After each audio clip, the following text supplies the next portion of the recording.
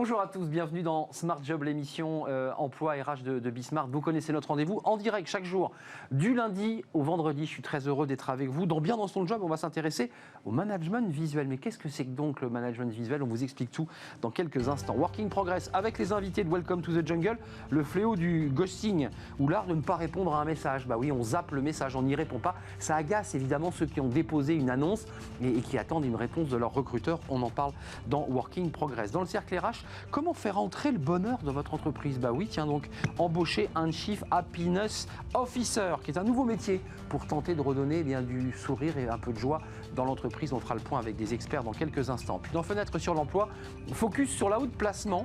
On utilise beaucoup de mots anglais, vous avez remarqué ce matin, on en parle à la fin de notre émission. Qu'est-ce que c'est que la haute placement? On vous explique tout. Mais d'abord, le journal présenté par Sybille Aoudjan.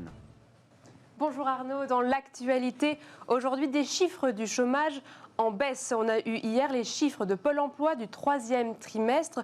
Le nombre de demandeurs d'emploi sans activité, les catégories A diminué de 11,5%. Cependant, ces chiffres s'inscrivent dans une tendance générale de hausse du chômage. Les catégories A ont augmenté de 9,5% en France métropolitaine par rapport au 3e trimestre 2019. Toutes catégories confondues, il y a plus de 5 700 000 chômeurs. Des suppressions de postes chez Sodexo, la restauration collective est particulièrement touchée par la crise. Sodexo France annonce un projet de plan de sauvegarde de l'emploi. Cela implique la suppression nette de plus de 2000 postes, soit près de 7% de ses effectifs. Ces suppressions touchent les postes dans la branche services des entreprises. Le groupe précise que 600 postes sont disponibles en France au sein de ses autres activités.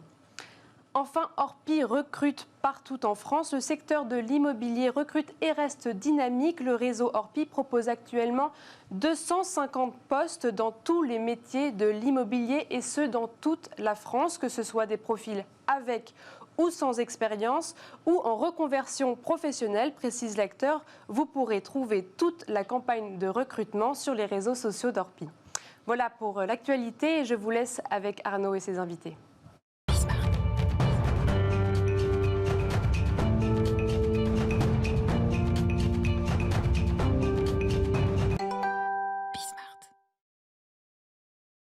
Bien dans son job, notre première rubrique dans Smart Job, on va faire un voyage au pays du cerveau avec le management visuel. C'est un phénomène assez incroyable, on va le décrypter avec Patrick Neveu. Bonjour Patrick. Bonjour. Vous êtes directeur de Signos, société franco-argentine, parce que vos associés, deux associés sont argentins. Et vous avez, j'allais dire, pas inventé, mais conceptualisé, développé le management visuel. D'abord, pour ceux qui nous regardent, c'est quoi le management visuel? Parce que là, on se voit, donc on... Voilà, oui, on pourrait croire que ça serait le management avec les yeux. Mais bon, si, on l'a déjà fait celle-ci. On va utiliser des méthodes visuelles, des outils visuels. L'analogie la plus simple, c'est que lorsqu'on communique, là, nous sommes à l'oral, et peut-être que pour me faire comprendre, ça serait plus sympa de vous montrer un schéma. On dit souvent qu'une image vaut bien 1000 mots. C'est très connu dans le monde de la communication et de la publicité. Un schéma vaut bien un long discours. Alors nous, on va plutôt utiliser des schémas, puis il y a des manières de les construire. Voilà. Alors historiquement, le management visuel, il faut lui donner, c'est issu des pratiques de Toyota. Ils ont tout simplement créé un environnement visuel pour aider les personnes à mieux capter l'information. Et quand on capte mieux cette information... Sous forme d'image, sous forme de tableau de bord avec des chiffres en rouge, du vert, on va beaucoup utiliser les couleurs. Et puis un peu comme quand je suis dans ma voiture, j'ai les feux rouges, feux verts, et ça va m'accélérer ma capacité d'analyse, ma prise de décision. Cette information est disponible tout le temps, il n'y a pas un agent à côté. Elle est là. Voilà. C'est un élément qui m'accompagne. Oui, pas besoin de demander ma route, il y a des panneaux d'indicateurs. Vous imaginez si à chaque fois je devais m'arrêter pour demander ma route. En fait, le problème du management aujourd'hui, c'est que nous communiquons énormément à l'oral. On fait énormément de réunions de 2 heures. Et il ne reste pas grand-chose. Oui, parce que il y a la loi de l'oubli, nous ne pouvons pas tout retenir. Déjà, peut-être que certains ont oublié ce que je viens de dire au début. Et donc, le schéma, il est là avant qu'on parle. On va lui donner du sens. Il est fabriqué pour nous accompagner tout au long d'un projet ou la réflexion sur une stratégie. Et puis, on va le mettre à jour régulièrement et non plus à l'oral en disant où j'en suis aujourd'hui. Alors, c'est une méthode inspirée d'un psychologue américain, David Ausubel.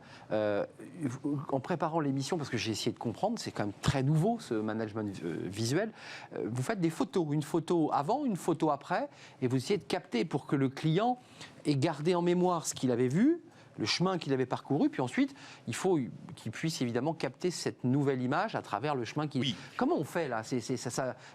D'où l'idée de voyager dans le cerveau là. Vous avez prononcé le nom du docteur Zubel, qui n'est pas du tout connu en France, en fait. Non. Lui, son boulot, c'était tout simplement de dire, voilà, nous essayons d'avoir une cartographie mentale.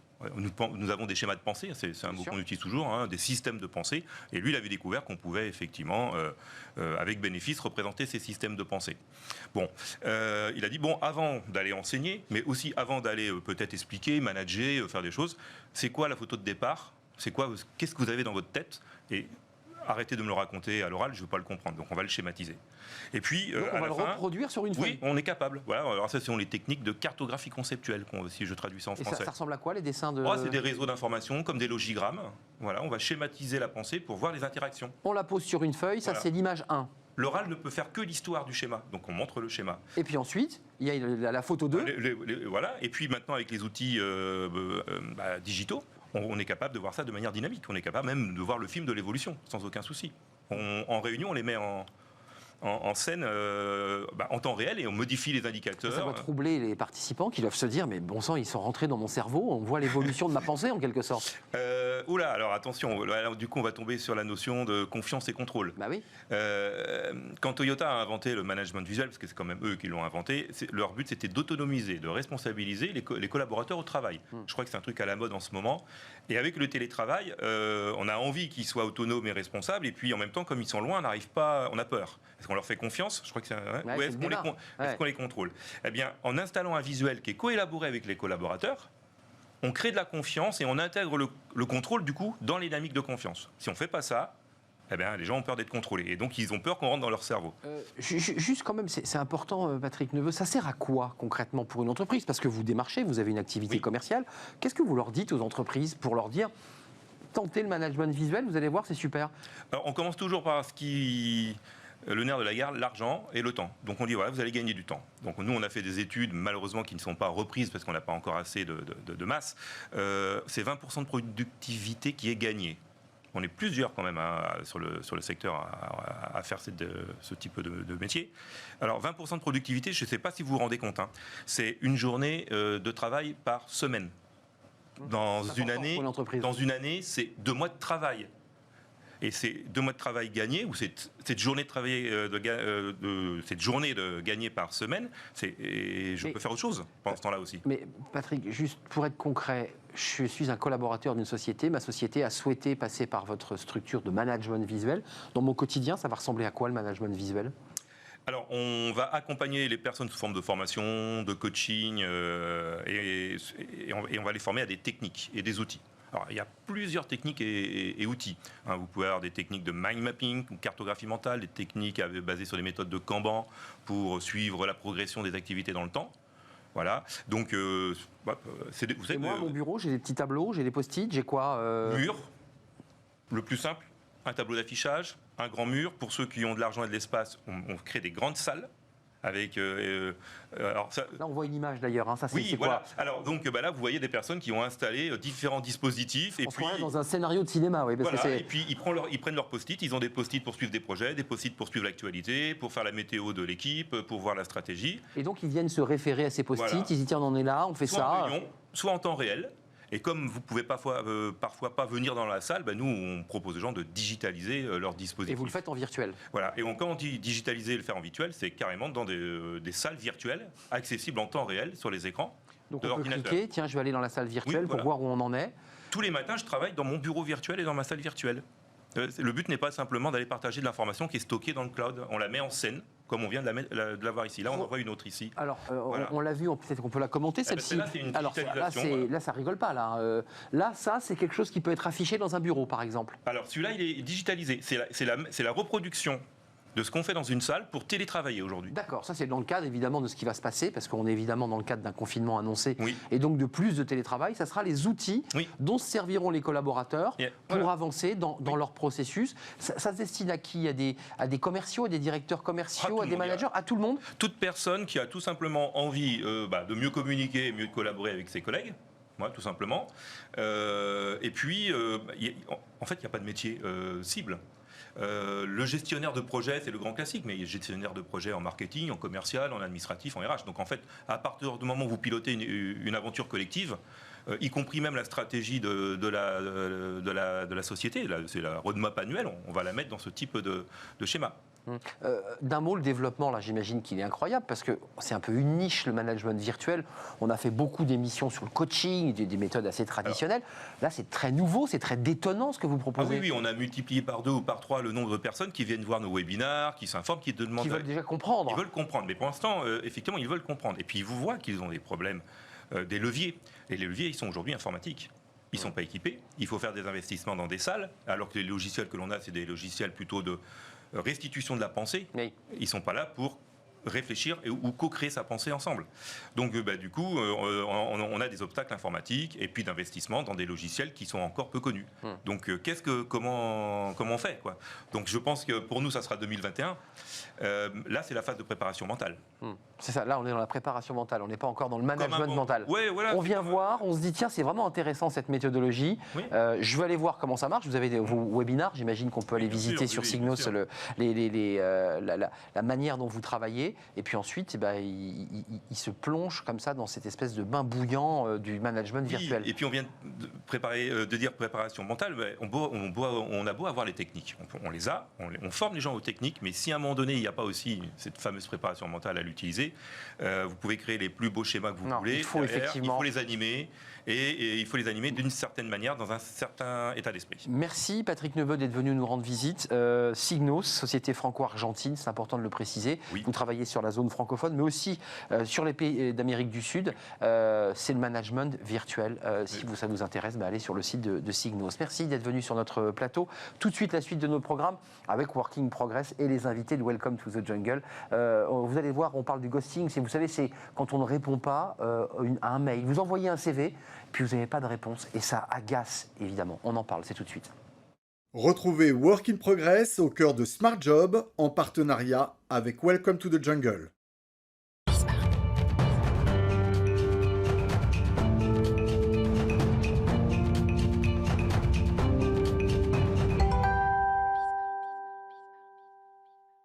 Working Progress avec les invités de Welcome to the Jungle incarnés par Mathieu Amaré aujourd'hui. Bonjour Mathieu, comment allez-vous ?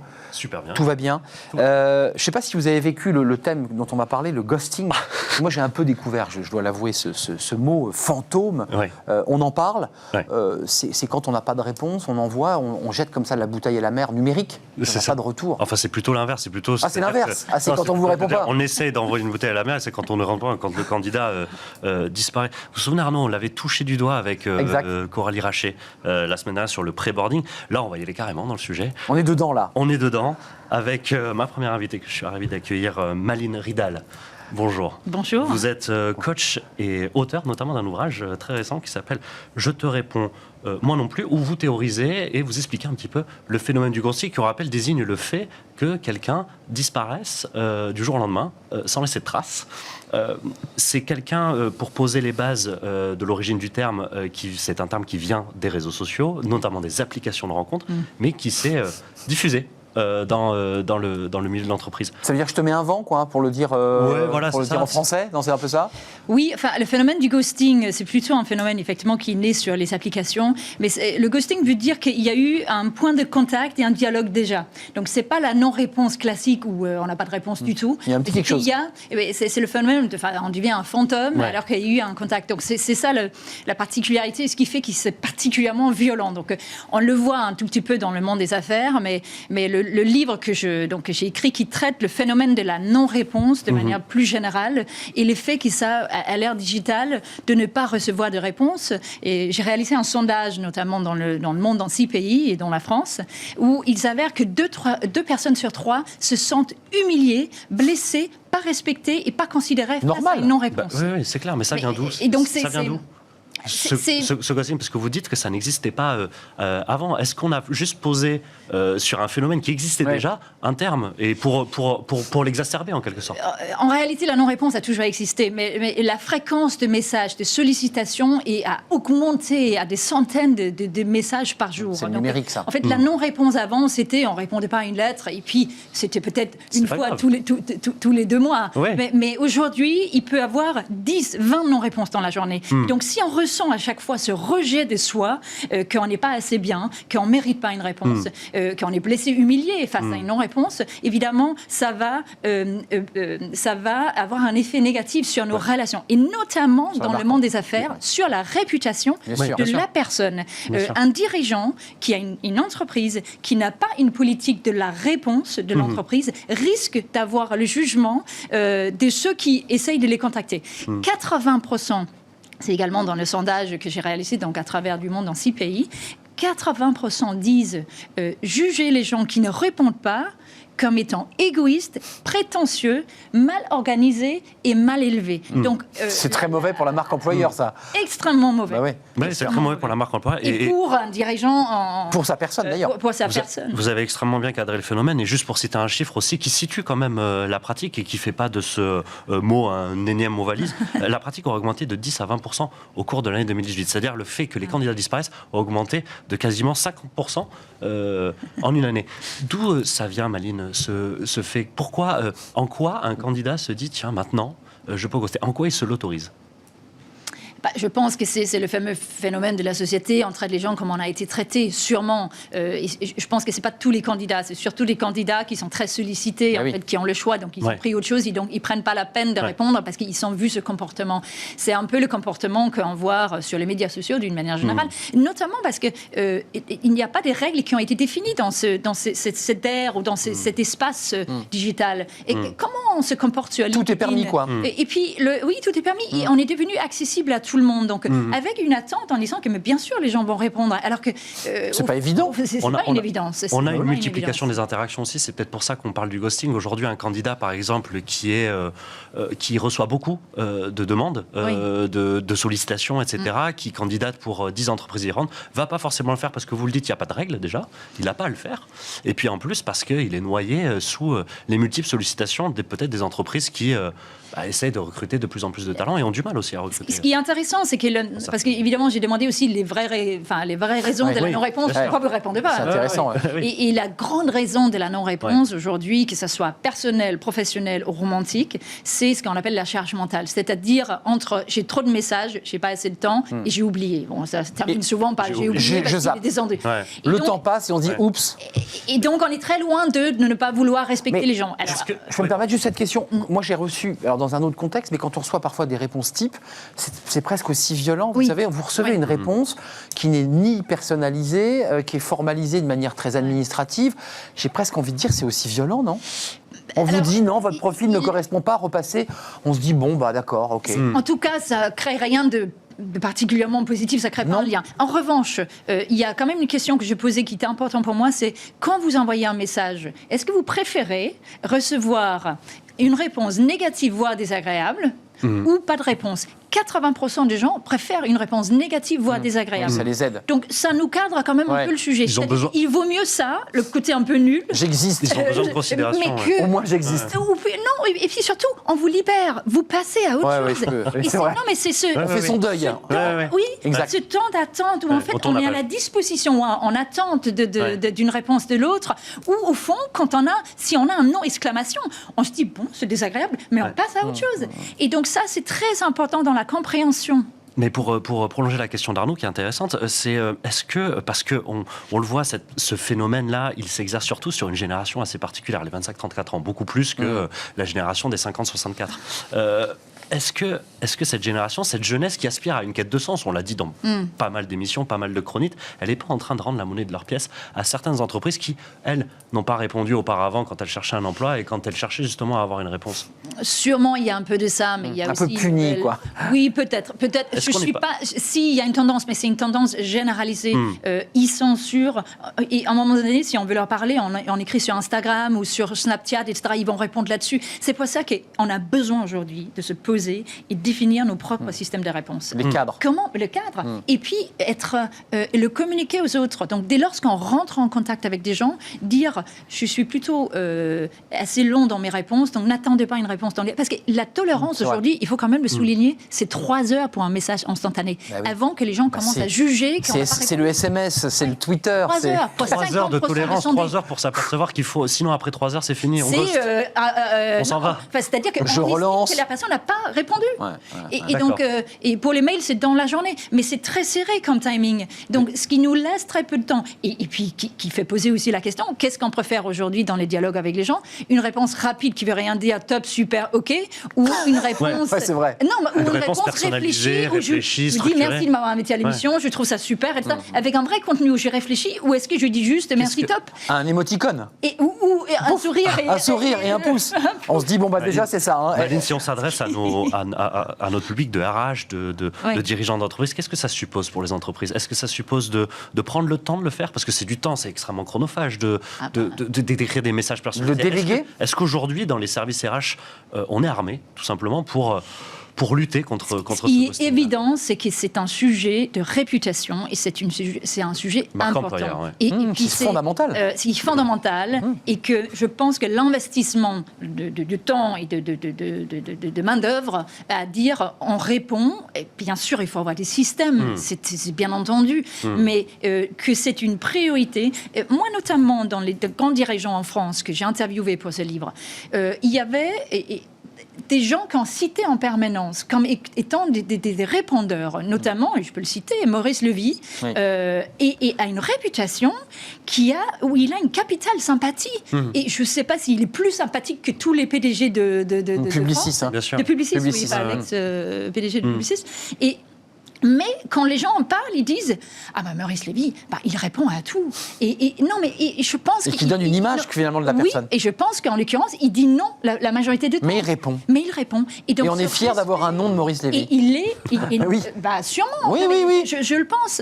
Et je pense que ce temps, après, c'est selon sa personnalité et comment on voit les choses, mais le fait de prendre le temps de répondre même non à quelqu'un, c'est un investissement dans sa réputation et aussi dans la relation et dans une certaine manière d'être dans le monde. Et dans les faits, je dirais, de communication négative sur une entreprise derrière, dans les dîners, dans les liens sociaux, dans sa relation, en disant cette entreprise-là ne m'a pas répondu. Je montre dans le livre, parce que j'avais aussi fait, dans le cadre de mes cours que je donne à Sciences Po à Paris, j'avais contacté les 40 PDG du CAC 40 et pour demander à les interviewer pour savoir un peu comment ils se... Tous n'ont pas répondu. Leur vision du leadership. Ghosting. Non, mais sur 40, j'ai eu seulement 4 non-réponses. Est-ce que ça veut le faire, Maline? Est-ce que c'est au PDG du CAC 40 de répondre à des candidats? Est-ce qu'il n'y a pas aussi l'entreprise, elle est quand même organisée pour... Bien sûr, mais ils sont un système dans tous ces grands groupes, un système, et c'est un reflet de la culture de l'entreprise. J'ai eu tout de suite, j'ai eu 14 oui, ce qui était incroyable, et c'est plutôt vraiment un privilège, etc. Mais c'est des entreprises qui sont organisées, parce qu'évidemment, le mail ou le courrier n'arrive pas sur leur bureau tout de suite, donc il y a barrage, etc. C'est une culture, et j'ai eu des réponses, des oui, des non, et après, il y a eu que 4 non-réponses. Donc ça veut dire qu'ils sont quand même organisés, oui. Maline Ridal, coach, auteur de Je te réponds moi non plus chez Flammarion, avec ce sous-titre, c'est votre éditeur, Heureux comme un Danois, c'est le sous-titre de votre livre. Non, c'est pas le sous-titre, c'est mon premier livre. C'est le premier livre, d'accord. Voilà, oui, et l'auteur de Heureux comme un Danois. Vous aviez écrit auparavant un livre sur ça, parce que vous êtes d'origine danoise. Sont, plus heureuses que les autres. Le plus heureux au monde, exactement. On fera peut-être une autre émission là-dessus. C'est très intéressant, le fameux modèle nordique. Oui, nordique, oui, dans le leadership, oui, notamment. Oui. Merci d'être venu sur notre plateau. La suite de notre programme Working Progress, c'est travailler demain. Et on va rester dans cette thématique. C'est tout de suite.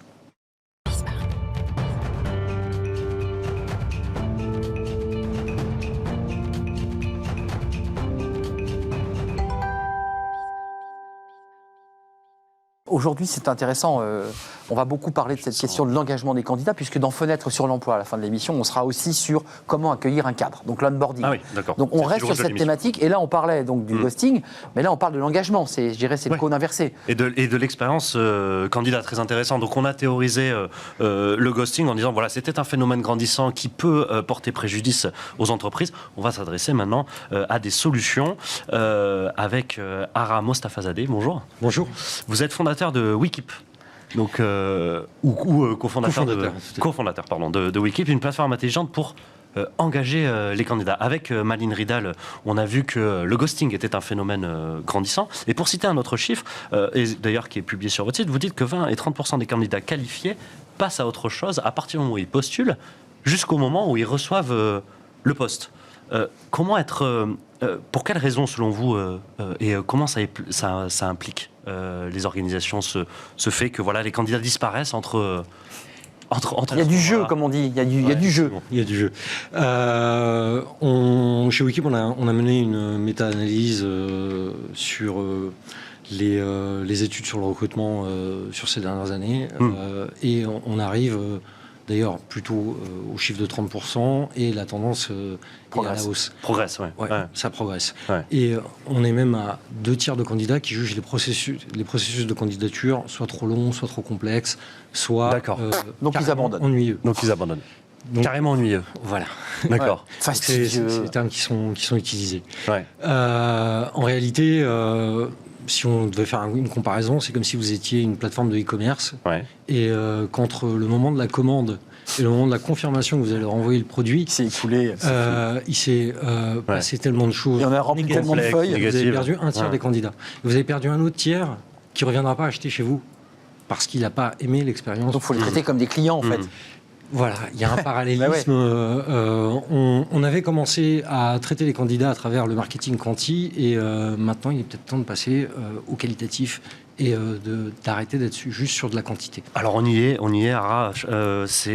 Comment on fait en fait? On a vu avec Malin qu'il fallait répondre à tout. Elle nous parlait des patrons du CAC 40, qui ne sont pas forcément d'ailleurs les personnes... Qui avaient répondu d'ailleurs. Susceptibles, oui, mais que 14 sur 40, donc voilà, c'est pas non plus une totalité. Est-ce que c'est à eux de répondre? Est-ce que c'est directement au PDG? À qui on s'adresse? De qui on parle en fait? Quand on parle d'expérience candidat, est-ce qu'on parle au RH? Est-ce qu'on parle au manager qui va ensuite accueillir la personne dans son équipe? Est-ce qu'on parle de collègues? De qui on parle? Alors, on parle de l'ensemble de l'entreprise et l'entreprise en tant qu'entité. En fait, quand on parle dans un processus de candidature, on représente l'entreprise, et ce qu'il est important de pouvoir faire, c'est apporter de la considération et de la transparence au candidat. C'est pas forcément le PDG qui doit répondre. Oui. Ça, on le comprend. Ça peut même être un automate. S'il répond à la question, et s'il permet de créer une réelle conversation dans le processus de recrutement. La première des choses à faire, c'est peut-être de détailler les étapes qui accompagnent le processus de recrutement, en disant ben voilà, là tu vas avoir en fait un entretien avec telle personne, un deuxième entretien avec un tel. On prend par la main le candidat quand même un peu. Juste pour lui donner un peu un calendrier et des échéances. C'est ça. Il faut on disait que les candidats qualifiaient de longs et de complexes. Il faut simplifier au maximum, rendre les candidatures plus simples à communiquer, et le processus doit être adapté au poste qu'on cherche à pourvoir. À partir de là, les questions seront relativement limitées, et le rapport entre le candidat et l'entreprise va pouvoir se faire sur des bases plus transparentes. Donc on va prévenir le candidat exactement du processus de recrutement et de ses étapes, et on va l'informer pour qu'il connaisse au maximum. Donc on resserre ce délai, on est interactif. Et on le tient informé. Quelque part, on se dit, enfin, quelqu'un de ma génération se dit, bon, c'est normal. En fait, c'est le minimum, c'est le SMIC. De se dire que une entreprise nous donne les échéances, etc. Vous avez parlé de qualitatif dans votre introduction tout à l'heure. Vous êtes à Wikeep. Qu'est-ce que la solution permet déjà? Enfin, en quoi elle va permettre à une entreprise d'avoir cette approche qualitative qui nécessite à l'entreprise d'être organisée, et surtout qui prend du temps. Et c'est un défi, c'est en 45 secondes. Alors, l'idée, c'est de rendre du temps aux recruteurs et aux candidats pour pouvoir engager une vraie conversation et se poser les bonnes questions. Wikeep essaye de construire une formule qui soit aussi simple que Tinder à utiliser pour le recruteur, et aussi pratique et efficace qu'Amazon pour le candidat. D'accord. Comment ça se passe? Eh bien, admettons que je vous ai convaincu et que vous vouliez travailler chez Wikeep. Vous allez envoyer votre CV à travers notre logiciel de recrutement qui est branché directement à Wikeep. Gérald Chiche, notre fondateur, va recevoir le CV. on vous est invité. Attention, il va vous envoyer le CV, ça continue. Voilà. Ça va vous envoyer un mail et vous êtes invité à venir sur la plateforme. Dès que vous arrivez sur la plateforme, on vous demande si vous préférez être contacté par texto. Comme un client, finalement. Exactement. Ouais. Et comme un vous service voyez client. le déroulé de l'intégralité du processus avec les délais moyens. Et on va vous offrir du contenu pour préparer l'étape suivante. Moi, je retiens aussi simple à utiliser que Tinder et Amazon, Arnaud. C'est ça, là c'est un punchline, d'accord. Oui.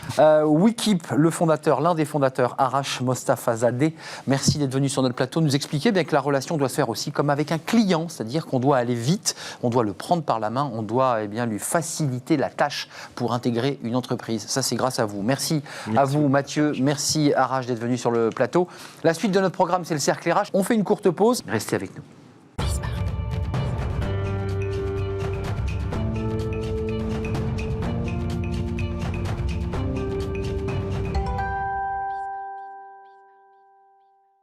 Le Cercle RH, notre débat, comme chaque jour, on s'intéresse au bonheur. Bah oui, le bonheur. On dit le travail, c'est la santé. Est-ce que le travailler, ça rend heureux ? Pas sûr. Il y a beaucoup de salariés qui vont au travail un peu tristes, en traînant des pieds. Bon, ils vont travailler. On a inventé un nouveau métier qui a fait son apparition. C'est le Chief Happiness Officer. Oh là là, ça vient des États-Unis. C'est quelqu'un, mais qui est là un peu pour ambiancer. Ça a été un peu brocardé, un peu moqué. Mais on va y revenir parce que c'est un peu sérieux cette histoire. C'est aussi de remettre de la bienveillance, du bien-être au travail. On en parle beaucoup. On va y revenir. Est-ce que c'est un gadget ou pas ? En tout cas, LinkedIn recense 556 CHO. Donc c'est un métier qui est en voie de développement. On en parle avec mes invités. C'est tous des spécialistes du sujet, avec un peu de modération, peut-être. Aurélien Herkel, merci d'être avec nous. Vous êtes fondateur président de YouMan, avec un tiret au milieu. Vous avez écrit un livre que j'ai lu. Alors, vous y consacrez un chapitre d'ailleurs dans votre YouMan. YouMan, c'est une charte avec des règles précises à suivre. Alors, la parité, la bienveillance dans l'entreprise, promesse d'une croissance réussie. Vous dites, on ne peut pas faire de croissance si on n'est pas bien dans sa boîte, si on n'est pas heureux, si on n'a pas envie d'être tous ensemble. On va en parler avec vous dans quelques instants. Un autre invité qui lui aussi a écrit un livre, Arnaud Collery. Merci d'être avec nous. Vous êtes CHO, je peux le dire comme ça. Entre autres, vous avez un parcours assez incroyable. Vous êtes coach conférencier aujourd'hui, auteur de Mr Happiness qui est sorti chez Larousse, qui est le fruit de votre expérience, qui raconte des anecdotes souvent un peu croustillantes, savoureuses autour de ces questions. Et puis vous avez aussi un parcours américain, côte ouest, Los Angeles. Vous avez fait des stand-up, vous êtes comédien. Et dans votre franglais, votre anglais avec un accent français, vous aviez en face à vous des Américains. Et puis vous êtes en train de monter une plateforme, on en parlera peut-être avec vous. On y reviendra pour valoriser finalement des parcours, des histoires. On en parle avec vous parce que vous y croyez, vous, en tout cas à ce poste de Chief Happiness Officer. Et puis avec nous, non pas Spinoza, parce que non, il n'y a pas Spinoza avec nous en plateau, Alexandre Josse, merci d'être là. Vous êtes déjà venu dans l'émission Smart Job. Exactement. Fondateur de la Fabrique Spinoza, le mouvement du bonheur citoyen. C'est intéressant parce que l'idée, c'est de retrouver du bonheur dans l'entreprise pour nous faire grandir et puis aussi faire grandir l'entreprise. C'est scientifique, c'est un peu philosophique. On en parlera avec vous dans quelques instants. D'abord, évidemment, nous, on est en France. Pour ceux qui n'ont pas été confrontés à cette question, c'est quoi un Chief Happiness Officer ? Quelle définition vous lui donnez ? Tiens, commençons par vous, Julien. Aurélien. Ça commence très mal, vous voyez. Oui, là, on est déjà plus dans le bonheur. Écoutez, je ne vais pas refroidir le débat tout de suite, mais je n'y crois pas. Pour moi, le Chief Happiness Officer est un leurre, mais attention, je ne mets pas en cause le parcours de monsieur. J'ai passé beaucoup de temps aux États-Unis aussi. Le Chief Happiness Officer, pour moi, est un leurre pour les raisons suivantes. C'est que, déjà philosophique, le bonheur, pour moi, est un sentiment intérieure, diluée dans le temps, qui ne dépend pas de facteurs extérieurs. C'est une bulle de savon, quoi. Elle disparaît aussi vite qu'elle est venue. Le bonheur, c'est ça. Non, le bonheur, pour moi, est dilué dans le temps. On choisit d'être heureux, on choisit d'être malheureux, philosophiquement. Ça, c'est déjà ma philosophie. Or, en entreprise, nous ne sommes pas tous égaux face au bonheur. De plus, je parle dans le livre, justement, que la fonction première d'une entreprise privée n'est pas de rendre les salariés heureux, c'est de créer de la richesse. Oui. D'accord ? Sa première fonction, c'est celle-là. Voilà. Maintenant, je pense qu'elle créera beaucoup plus de richesses en étant humain. Parce que les facteurs de compétitivité ultimes pour les entreprises dans le futur seront la création de richesses, d'accord, grande entreprise, PME, mais également la baisse du taux d'absentéisme et la baisse du taux de rotation. C'est ce que vous dites dans votre livre. Exactement. C'est un fléau qui coûte évidemment une fortune aux entreprises. On se met en arrêt maladie, j'en ai marre, je me mets en arrêt maladie, stop. Voilà, le coût de l'absentéisme, selon l'Institut Sapiens en 2018, a coûté en coût direct, indirect, en France, 108 milliards d'euros. Et je ne pense pas que c'est en incorporant des responsables du bonheur au travail, et je vais terminer là-dessus si vous me laissez 30 secondes. 15 secondes. Pour moi, le bonheur au travail... On rigole pas ici. Hein. Je vois ça, Julien. C'est le cadeau que vous attendez à Noël et vos parents vous disent, voilà, il faut que tu aies 15 de moyenne, vous partez de 3. Et à la fin d'année, vous avez 17 de moyenne et vous ouvrez le cadeau et c'est vide. En fait, c'est ça le Chief Happiness Officer. Voilà, en tout cas pour moi. Bon, ça commence très fort. Arnaud Collery, dans votre parcours personnel et dans ce que vous faites aujourd'hui, j'ai lu quand même, parce qu'il y a quand même quelques garde-fous à cette fonction, qu'une partie de ces Chief Happiness Officers, ils n'avaient pas de fonction de décision au sein des boards. Donc globalement, ils n'avaient pas accès aux postes importants de direction et globalement, ils étaient là un peu pour ambiancer, mais ils n'allaient pas beaucoup plus loin. Il faut aller plus loin, il faut qu'ils soient autour de la table de direction et qu'ils puissent vraiment appuyer. Oui. Pas forcément. Le but, encore une fois, donc je pense que Monsieur n'avait pas encore lu mon livre ou c'était pas. Mais on va échanger les livres. Comme des gens comme Tal Ben-Shahar, Harvard, qui a noté votre livre et qui a fait notamment une remarque sur votre livre. Okay. Ouais. Mais nous ne sommes pas dans la philosophie, nous sommes dans le pragmatisme. Je suis qu'un mec de terrain. J'ai été faire ça dans 30 pays, comme le Pakistan, le Népal, au Japon, à Aruba, en Colombie, au Mexique. Et chaque fois, ce que je veux amener, c'est très simple, c'est être vrai avec ses émotions. Pour moi, le bonheur, c'est ça. C'est juste être vrai avec ses émotions. C'est pas la banane chaque jour. Effectivement, les gens, quand ils me voient sur cette couverture ou ils entendent parler du truc, et puis en plus, quand ils apprennent mon parcours, non, parce que très vite, c'est brocardé, cette expression. Bien sûr. La plupart des gens que je connais qui ont fait ce métier de Chief Happiness Officer, tous ont pris une cut sur leur salaire de 80, 100, 300% pour exercer ce métier. Non, je continue. Être vrai, c'est authentique. Être vrai, c'est authentique. Dire les choses vraies. Dire les choses vraies. Donc quand je dis il faut amener du bonheur dans l'entreprise, c'est-à-dire il faut être vrai chaque jour. C'est-à-dire pouvoir s'exprimer avec ses émotions. Et on est absolument... Alors je ne sais pas si le mot... Je sais qu'on a traduit ça par responsable du bonheur en France. Ouais, le mot responsabilité, c'est lourd. Puis le bonheur, ça ne colle pas avec responsabilité. Je trouve quelque chose de plus... Effectivement, le mot responsable, mais le mot Chief Happiness Officer, Si, le mot Chief Happiness Officer, c'est celui qui ramène, du fun, de la légèreté, parce qu'en France, on est, et je suis sûr qu'Alexandre connaît bien, on est vachement trop sérieux. Mais Arnaud, c'est là où on touche le truc, c'est quoi? C'est le déconneur, il fait des blagues, je termine. Il met des coussins péteurs. Oui. Donc il faut un peu plus de légèreté. Ça c'est la partie de l'iceberg, 15%. Le reste, c'est de la vulnérabilité. D'accord. C'est que ça. Attendez, non mais Allez-y. Là, en ce moment... Il y a de la passion sur ce débat, vous le voyez là. Là, en ce moment, je suis... coach à mi-temps à la Cité du Vin, par exemple, à Bordeaux. Mon job, c'est de prendre des sessions de 30 minutes par personne, juste pour les écouter. Je fais la même chose en visio, je fais la même chose avec des équipes.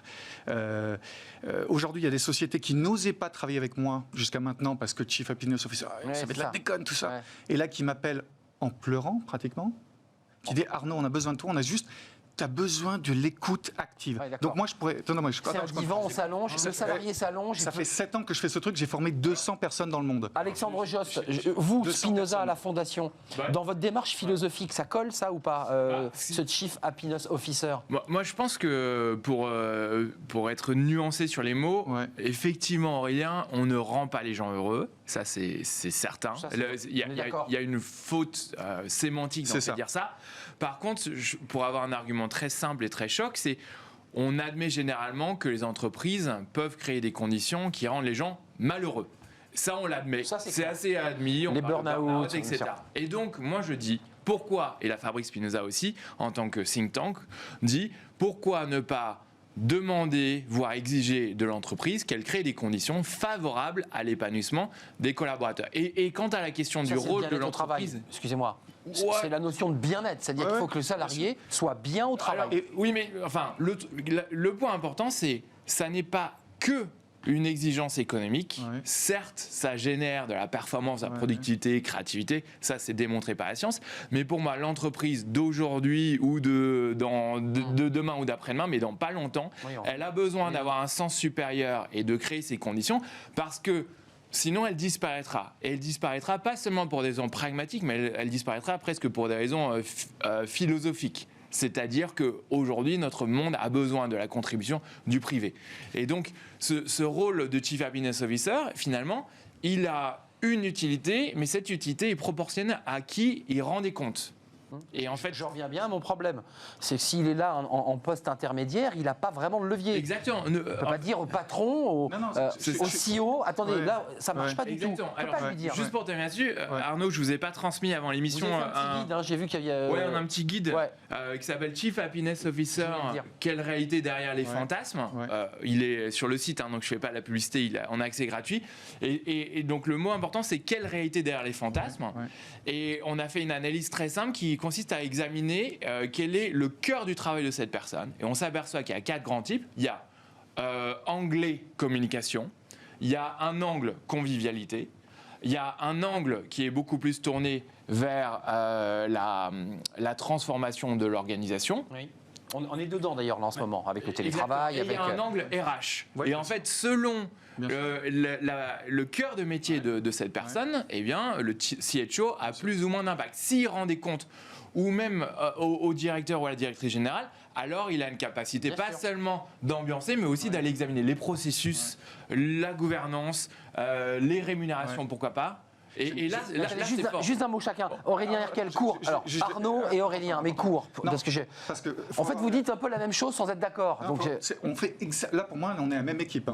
Je connais bien le travail d'Alexandre, donc je découvre un monsieur. Je suis sûr que je vais dévorer son bouquin, que je vais apprendre des trucs passionnants. Et ma nouvelle boîte s'appelle Humanava. D'ailleurs, ça, c'est marrant. Le nom est assez proche. Ça fait moi rire déjà. Ça fait moi rire. Mais c'est très bien.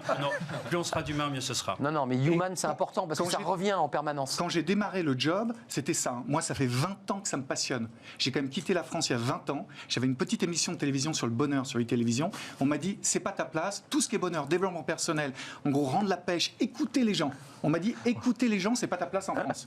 Je suis parti. Et aujourd'hui, c'était gris, je suis revenu il y a quelques années, je découvre des gens comme Alexandre, etc., qui font. Ouais, ça bouge, c'est vrai. Moi, je suis revenu, là, je vis en France depuis 1 an, parce que tout d'un coup, on veut de l'humanité entreprise. On peut l'appeler comme on veut. Mais c'est écouter les gens. Et écouter, attends, je vais finir. Claude Silver, qui est la Chief Happiness Officer la plus connue de New York. Vous la connaissez peut-être. Elle est numéro de Gary Vaynerchuk. Gary Vaynerchuk, super gros businessman dans les réseaux sociaux, etc. Qu'est-ce qu'elle lui a apporté ? Ce qu'elle lui apporte, lui, c'est l'homme d'affaires, il fait son truc. Elle, c'est le côté humain. Elle est là qu'on a besoin de parler. Les gens, ils ont besoin d'être alignés. Est-ce que leur raison d'entreprise, est-ce que leur raison de vivre, c'est aligné avec les valeurs de la boîte ? Si c'est pas aligné, on discute. Mais il faut quelque chose qui soit humain, quelle que soit la façon. Que ce soit d'une façon consulting, que ce soit d'une façon philosophique, ou que ce soit d'une façon passionnée, émotionnelle comme moi. Aurélien, vous avez démarré fort dans l'émission. Vous dites, moi, je pense que c'est une boîte vide, c'est le Noël. On ouvre la boîte, il n'y a rien. On voit quand même que c'est pas si vide que ça, parce qu'on l'appelle comme on veut. Peut-être que c'est le mot d'ailleurs qui vous heurte, la notion de Chief Officer Happiness, mais sur le fond, tous les invités qui viennent au plateau depuis presque 6 mois sur Bismart et dans cette émission nous disent qu'il faut remettre de l'humain, il faut remettre de la bienveillance. Si on remet de la bienveillance, si on remet de l'écoute, on crée une dynamique et on invente autre chose. C'est de ça dont on parle finalement à travers ce poste. La finalité est là. Je crois, et pour revenir à ce que disait Arnaud, c'est que Arnaud, il est là. Il est Arnaud. Ouais. Alexandre. Julien, Alexandre. Mais on va y arriver. On est la même équipe. C'est que, en fait, les entreprises aujourd'hui doivent pratiquer à l'interne ce qu'elles prônent à l'externe. Ça, c'est fondamental. On est d'accord. L'alignement des valeurs. Voilà. On a beaucoup d'entreprises qui prônent certaines valeurs et lorsque les jeunes arrivent dans l'entreprise, ils sont broyés au bout de 6 mois. Maintenant, là où je diffère au niveau du Chief Happiness Officer, pourquoi je parle de c'est un leurre ? Déjà, c'est un concept qui est remis en cause aux États-Unis actuellement. Ils sont en train de disparaître, d'accord ? C'est que on parle de psychologie, on parle d'ailleurs... d'écoute, on parle d'écoute, psychologie, réorganisation, gouvernance, d'accord ? Moi, déjà, je voudrais faire un petit rectificatif. Je ne parle pas de bienveillance dans l'entreprise. On est en train d'infantiliser le management on n'est pas au Club Med. Un manager n'est pas fait pour être bienveillant, il est fait pour être juste. Déjà, je voudrais rectifier ce principe. C'est vrai. La deuxième chose... C'est pas vrai du tout. C'est pas vrai du tout. Non, c'est pas vrai du tout, Arnaud. Je peux terminer? Allez, terminez. Du tout. Bah là, il y a Sinon, un les débat suicides augmentent. Non, allez-y. Sinon, les suicides augmentent. Pour vous, il y a un écart entre le mot bienveillance et le fait d'être juste. Oui, exactement. Bienveillance, ça ne veut pas dire être Bienveillance, juste. c'est infantilisant. Non, c'est pas. du Non, tout, vouloir du du tout. bien à quelqu'un, c'est une intention qui est louable et il faut l'encourager. Après que la Être personne. positif. Vouloir être bienveillant en supposant ce qui fera que la personne va bien, ça c'est infantilisant. En revanche, une organisation qui se dit on va écouter les collaborateurs, on va les faire travailler en intelligence collective pour faire émerger sur le plan de la formation, de la rémunération, de l'équipe vie privée, vie professionnelle, des processus, ce qui fait que les gens iront bien. Ça me paraît être une bienveillance qui est démocratique, presque démocratique. Aurélien, d'une phrase, s'il vous plaît. La chose qui m'alerte un peu, c'est que on parle de bienveillance. Alors pour moi, c'est de la sémantique peut-être, mais en même temps, on parle de différentes fonctions. Écoute, bienveillance, vous l'appelez bienveillance, gouvernance. Mais pour ça, on a des managers et on a des directeurs de ressources humaines dans l'entreprise. Donc en fait, on crée un poste qui défausse totalement leurs fonctions. Ils sont là pour ça. C'est le job du DRH. Exactement. Mais pourquoi ça s'est fait comme ça? Il y a une raison. La raison, c'est que les responsables des ressources humaines sont parfois tiraillés parce qu'ils sont aussi sur la paye, l'administrative, voire parfois sur un peu de juridique et sur le départ des individus. Et donc, l'idée, c'est de créer un poste qui réaffirme l'importance d'eux. Après, je suis d'accord avec vous, Aurélien. Peut-être que l'enjeu, c'est de le refaire fusionner et in fine la meilleure entreprise c'est celle où finalement chacun devient un Chief Happiness Officer et l'image que je prends souvent là-dessus c'est de dire on aimerait bien ne plus avoir besoin d'un ministre ou d'une ministre du développement durable ou de l'écologie, on aimerait que ce soit intériorisé par chacun des membres du gouvernement et pareil et dans une entreprise. Juste d'un mot quand même, puisque ça vient des États-Unis, vous avez aussi une culture, vous avez vécu longtemps aux États-Unis, vous revenez en France peut-être pour développer, pour faire avancer cette idée. Est-ce qu'il n'y a pas un petit côté, excusez-moi, je mets des guillemets un peu faux d'erge, quoi, c'est-à-dire on est tous bienveillants, on est sympa avec le salarié, et derrière c'est pas vrai. C'est-à-dire que le salarié le sent aussi, ça. On dit bah tiens ils sont bienveillants, ils sont sympas, mais en fait c'est pas pour moi, quoi. Ça me sert pas vraiment. Donc j'ai passé quand même 16 ans aux États-Unis, donc je connais un petit peu la culture américaine, que ça soit en Géorgie, donc fin fond des États-Unis, à Los Angeles ou New York. Il y a quand même, j'ai l'impression, d'une manière générale, une énergie un petit peu plus bienveillante. Ouais, c'est ce qu'on dit. D'une manière générale. C'est ce qu'on entend, c'est ce qu'on... Un peu. En France, il n'y a vraiment pas de respect dans l'entreprise. Et il faut ramener le respect, vraiment. Il y a des gens merveilleux, brillantissimes, plus brillants. Je ne vais pas faire des généralités, mais... Je reviens depuis un an et c'est le plus beau pays du monde. Il y a des gens brillants, mais ils sont bridés. Bridés, les gens, ils n'osent pas. Chaque fois que je fais une conférence, un atelier, quoi que ce soit, un coaching, mais c'est exactement ce que je pense. Tout le monde me dit ça. Mais pourquoi on ne peut pas parler de ça dans l'entreprise? D'émotion. Ben si, tu trouveras des gens dans le comité de direction. C'est notre histoire industrielle et patriarcat, la manière dont... Et c'est pour ça qu'il faut des gens académiques comme Alexandre qui... Quand tu parles de ça, pour moi, tu portes un regard sociologique. Et moi, ce que j'observe, parce qu'on reçoit beaucoup de gens qui sont candidats en disant j'aimerais faire une transformation, une transition professionnelle, devenir un Chief Happiness Officer. On leur dit voilà, ça apprend, il y a des formations. Mais ce que j'observe, c'est que ça vient d'abord de gens qui disent moi, je n'ai pas été si bien dans mon travail, j'ai vu la souffrance et j'aimerais aussi trouver une place dans ma vie. 95%. J'aimerais contribuer. 95%. J'aimerais que se soigne en même temps un peu à travers ça. Alors ça c'est un peu un problème de se soigner à travers ce job. Mais ce qui est intéressant, c'est que ça révèle d'abord ce métier. On peut le voir différemment en se disant ça révèle un mal-être au travail et une envie des gens de trouver une solution à cela. Avant de nous quitter, le Chief Happiness Officer, CHO, il pousse la porte le matin à 9h, il fait quoi? Il paie un café à un collaborateur, il tape dans le dos, il discute, il fait une réu. C'est quoi? C'est un créatif, donc il va s'adapter, exactement comme dans le monde des startups. Il va expérimenter, il va tester, il va pivoter, il va arriver avec peut-être 1, 2, 3 méthodologies, et puis il va voir ce qui marche. Ce qu'ils ont besoin, chaque boîte a un challenge ou 2 ou 3 challenges humains. Il y en a qui manquent de compassion, d'autres qui vont manquer de générosité. Il faut s'adapter à chaque profil. Et on s'adapte. C'est votre boulot d'ailleurs. On s'adapte. Donc chaque fois, les 150 organisations à peu près dans lesquelles j'ai pu faire quelque chose, chaque fois ça a été différent. C'est une histoire différente. C'est du sur-mesure. C'est une histoire différente. Une histoire différente. Ouais. Je voudrais juste... Aurélien. J'ai passé 22 ans à l'étranger, je reviens en France, j'ai passé beaucoup de temps aux États-Unis et pas qu'en Géorgie, en Californie, Dakota du Nord, Mexique. Bon là on fait le tour un petit peu de la carte. Tout ce que je voulais, tout ce que je voulais vous dire, c'est fait la carte. Pas mieux. Tout ce que je veux dire, ex-auditeur financier, d'accord, 2 harcèlements au travail et un collègue mort à mes côtés. Oui, je l'ai pas précisé. Donc le fun au travail, il faut un peu le laisser de côté. Quand on a une Lufthansa qui prévoit des licenciements pour 30 000 personnes, on a Bridgestone qui arrive. Beaucoup d'entreprises, notamment en Belgique, ont licencié des salariés avec des Chief Happiness Officers. Donc je pense qu'il faut remettre le débat plus calmement. Oui, le Chief Happiness n'empêche pas les plans sociaux, on est d'accord. Voilà. Donc c'est pour ça que je parlais de package vide. C'est parce qu'il faut que les ressources humaines reprennent une direction des ressources humaines et non pas directeur des richesses humaines, directeur des ressources humaines, qu'il y ait beaucoup plus de valorisation de la part du management et de respect, je suis d'accord. Ah, on est d'accord. Depuis le début, je dis que vous dites la même chose, hein. Globalement. Aurélien, vous avez raison. Moi, je pense que l'important, c'est de trouver le mot juste qui correspond à la culture de l'entreprise. Voilà, le mot n'est pas bien choisi. C'est ça, c'est la culture d'entreprise et sa situation. Bienveillance, écoute, vous voyez, on tourne autour de ce sujet. On a à peu près le même âge, je suppose.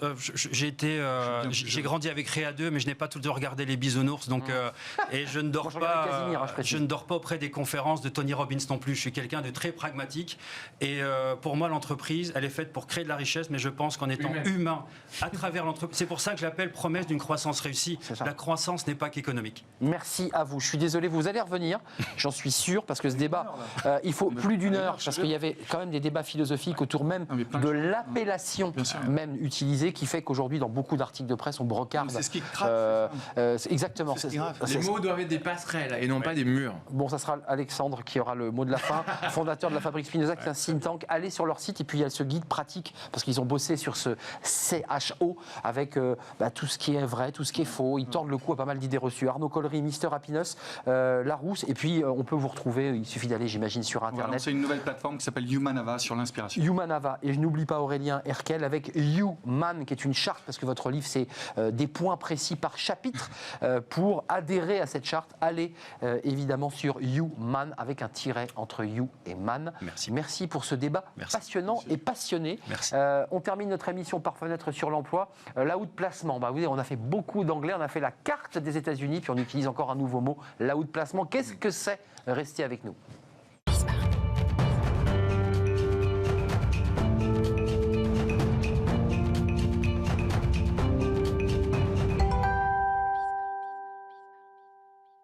L'outplacement, c'est quoi? On en parle avec Julien Morrison. Vous êtes déjà venu sur notre plateau, vous commencez à être un habitué de notre émission, c'est Fenêtres sur l'emploi, vous connaissez notre rubrique.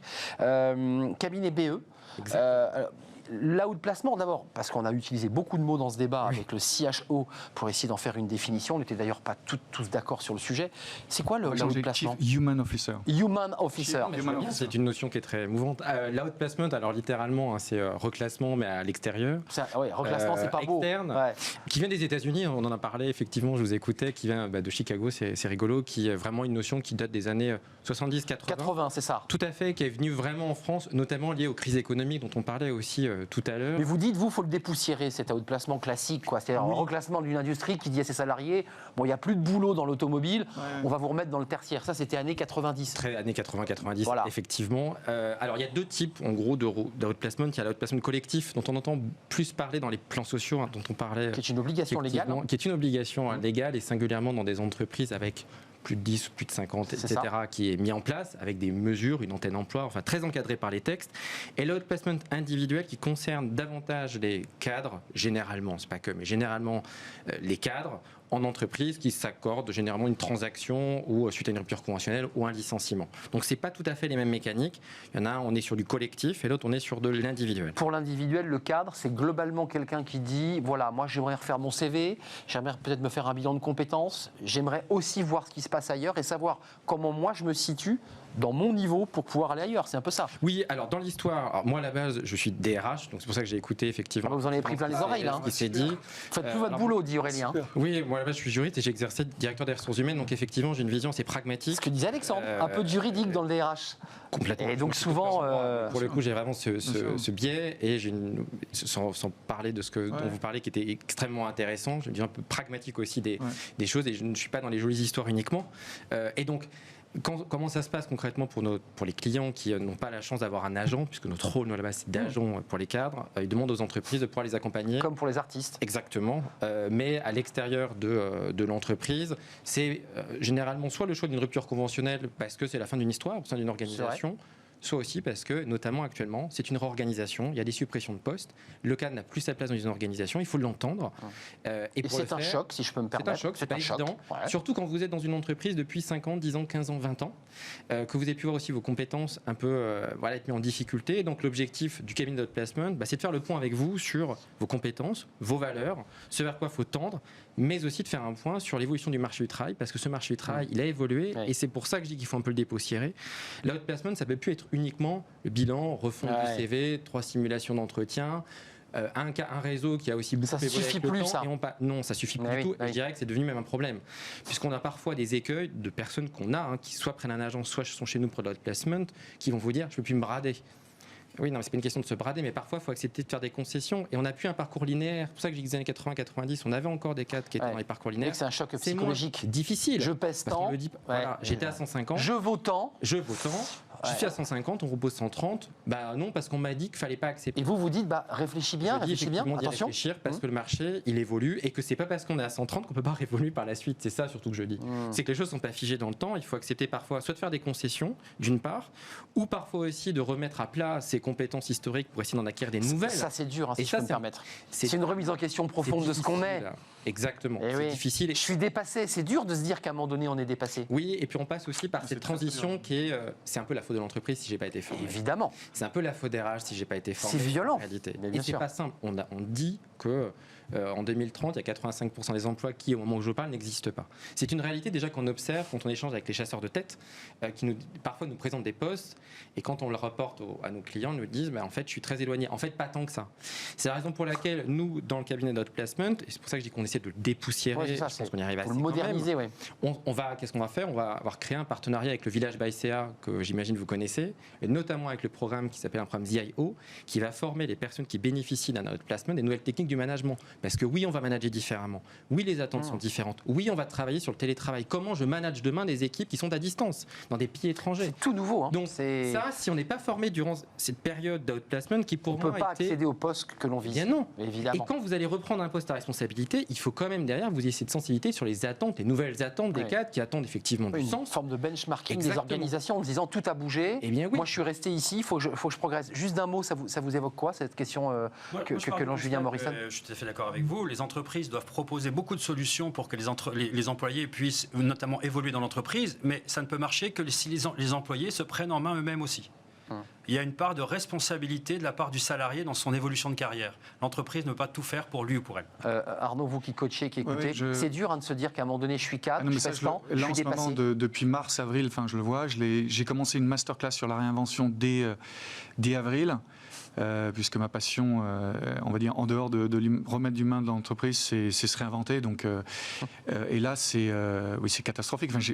Intuitivement, j'ai l'impression que 30% des cadres vont devoir se réinventer en 2021, 30%. Oui, alors, et après, il y a deux cas. Se réinventer, donc se remettre en question. Effectivement, un dernier mot, Julien. Qui vont prendre un agent tout de suite en n'attendant pas, qui vont décider de se dire, maintenant, je veux quelqu'un qui m'accompagne pour les 10 prochaines années. Et puis, vous avez des personnes qui vont effectivement attendre peut-être trop. L'objectif, en revanche, c'est de dire, j'ai des compétences, et notamment dans cette sur une start-up qui s'appelle Xlearn, où vous allez matcher finalement toutes vos compétences, on va vous dire vous êtes à 30% de ce métier ou 40% de cet autre, ce qui vous permet de vous projeter un peu ailleurs. Et l'outplacement, c'est ça. Mais j'en suis désolé, l'émission est terminée. Merci Julien Morrison d'être venu. Vous étiez déjà venu nous parler de ces agents qui étaient une sorte de nouveauté, puisque vous accompagnez comme pour un artiste des cadres, c'est très intéressant. C'était un plaisir d'être avec vous aujourd'hui. Merci Aurélien Herkel, merci Arnaud Collery d'être venu m'accompagner. Merci à vous qui nous regardez et qui nous suivez religieusement chaque jour. C'est en direct, je vous le rappelle. On se retrouve demain. Merci à Fanny Griesmer qui me tire l'oreille parce qu'on est en retard, ce qui est bien normal. Merci aux équipes techniques. Je serai là demain. Portez-vous bien et soyez heureux.